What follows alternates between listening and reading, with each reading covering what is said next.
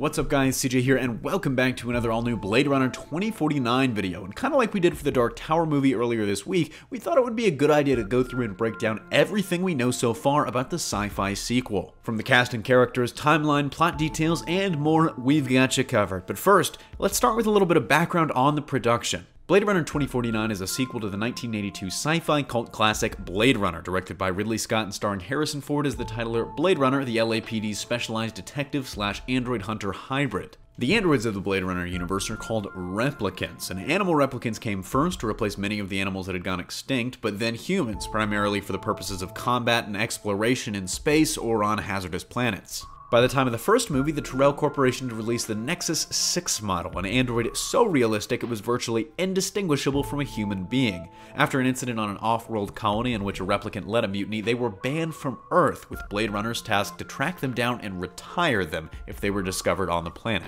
2049 takes place 30 years after the events of the first film, as the title suggests, and stars Ryan Gosling as Officer K, a newly minted Blade Runner for the LAPD, while returning Harrison Ford's character from the original film, Rick Deckard.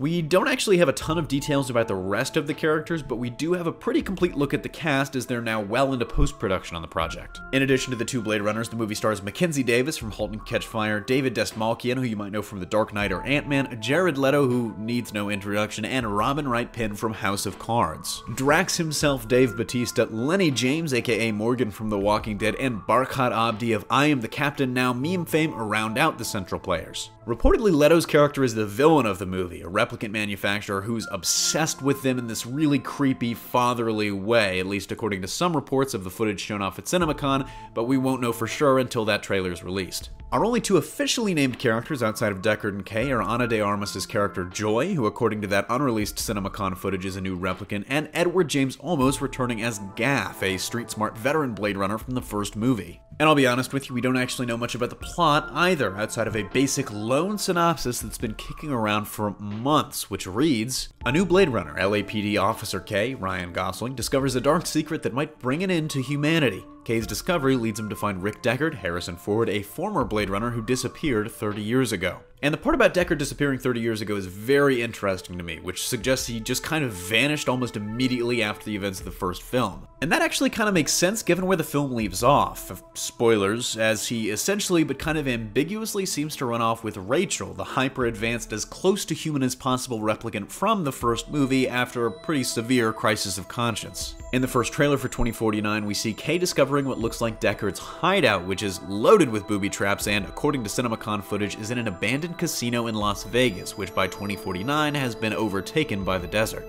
And that leads into one of the other things I want to talk about, which I just want to take a moment to address. It's literally one of the things I'm most excited for in the movie, and that's the visuals. I'm really glad that this one seems to be following in the footsteps of the first and just being absolutely stunning. I mean, the first was really ahead of its time. I guess that's what happens when you combine Denis Villeneuve, the director who's best known for visually incredible movies like Arrival, and Ridley Scott, who's back producing this one and is known for his practical effects and great visuals too. As for when you can see the film, it's set to hit theaters later this year on October 6th, 2017. So let me know in the comment section down below, are you excited for this movie and what are your expectations? But that's going to do it for me here. Thanks for watching. Don't forget to smash that like if you like what you saw and subscribe for more great content every single day. Signing off, this is CJ, and I'll see you next time.